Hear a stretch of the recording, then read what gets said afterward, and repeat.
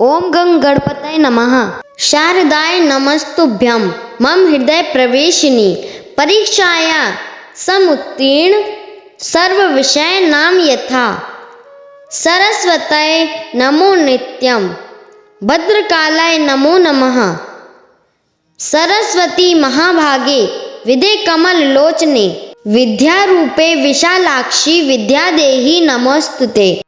बसंत ऋतु में प्राकृतिक का सौंदर्य मन को मोहित करता है। इस ऋतु का स्वागत करने के लिए माघ महीने के 5वें दिन भगवान विष्णु और कामदेव की पूजा की जाती है, जिससे यह बसंत पंचमी का पर्व कहलाता है।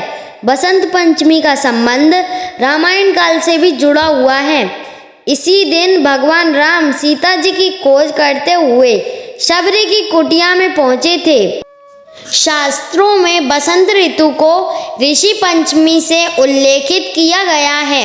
बसंत पंचमी को श्री पंचमी और सरस्वती पंचमी के नाम से भी जाना जाता है। बसंत पंचमी के दिन को देवी सरस्वती के जन्मोत्सव के रूप में भी मनाया गया है। ऋग्वेद में माता सरस्वती का वर्णन करते हुए कहा गया है कि प्रणो देवी सरस्वती वाजे भीर्व जीनीवती दीनामणि त्रेवतु, अर्थात माँ आप परम चेतना हो। देवी सरस्वती के रूप में आप हमारी बुद्धि, प्रज्ञा तथा मनोवृत्तियों की संरक्षिका हो। हमें जो आचार और मेधा है उसका आधार माँ आप ही हो। उसकी समृद्धि और स्वरूप का वैभव अद्भुत है।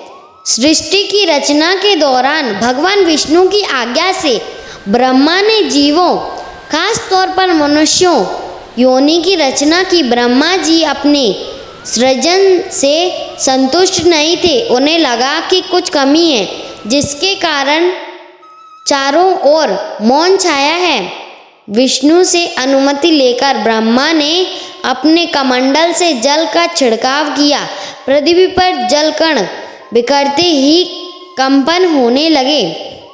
इसके बाद वृक्षों के बीच से एक अद्भुत शक्ति प्रकट हुई। यह शक्ति एक चतुर्भुज सुंदर स्त्री थी, जिसके एक हाथ में वीणा था तथा दूसरे हाथ में वर मुद्रा था। अन्य दोनों हाथों में पुस्तक एवं माला थी।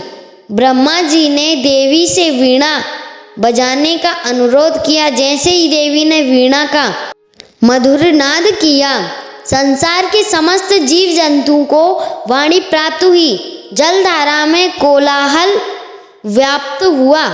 पवन चलने से सरसराहट होने लगी। तब ब्रह्मा जी ने उस देवी को वीणा की देवी सरस्वती कहा। सरस्वती को बागेश्वरी, भगवती, शारदा, वीणा वादिनी और वाग्देवी सहित अनेक नामों से पूजा जाता है। ज्योतिषाचार्य ने बताया कि बसंत पंचमी का पौराणिक महत्व रामायण काल से जुड़ा हुआ है।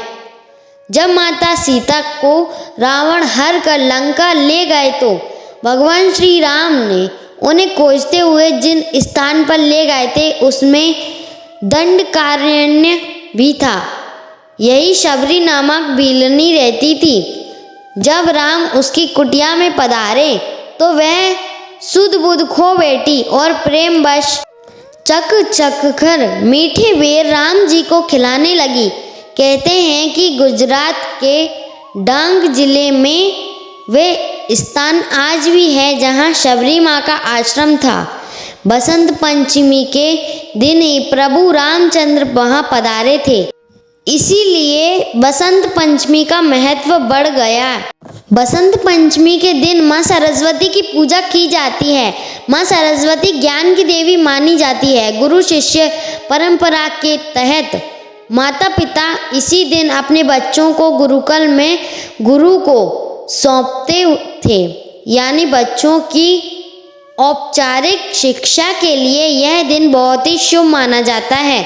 इस दिन कोई नया काम शुरू करना, बच्चों का मुंडन संस्कार, अन्नप्राशन संस्कार, भूमि पूजन, गृह प्रवेश या कोई अन्य शुभ काम करना बड़ा ही अच्छा माना जाता है।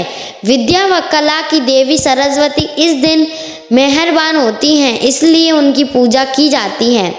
कला जगत से जुड़े लोग भी इस दिन को अपने लिए बहुत खास मानते हैं, चाहे वे कवि, लेखक, गायक, वादक, नाटककार हो या नृत्यकार। सब इस दिन को प्रारंभ अपने वाद्य यंत्रों और उपकरणों की पूजा और माँ सरस्वती की वंदना से करते हैं। बसंत पंचमी के दिन माँ सरस्वती की पूजा करने के लिए सबसे पहले एक जगह माँ सरस्वती की प्रतिमा रखें। इसके बाद कलश स्थापित कर सबसे पहले भगवान गणेश का नाम लेकर पूजा करें।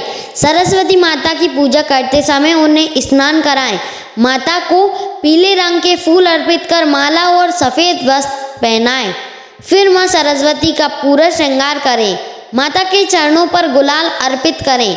पीले फल या फिर मौसमी फलों के साथ साथ बूंदी चढ़ाएं। माता को मिश्रित खीर का भोग लगाएं। सरस्वती ज्ञान और वाणी की देवी है, इसलिए पुस्तक और फिर विद्या यंत्रों का भी पूजन करें। पूजा करते समय यह काम शुभ रहेगा। बसंत पंचमी के दिन माँ सरस्वती का पूजन के बाद हवन किया जाता है, इसलिए माँ सरस्वती के ओम श्री महासरस्वत्यै नमः मंत्र का जाप कर हवन करें। प्रिय भक्तगण, उम्मीद है आप सभी को यह वीडियो अच्छी लगी होगी।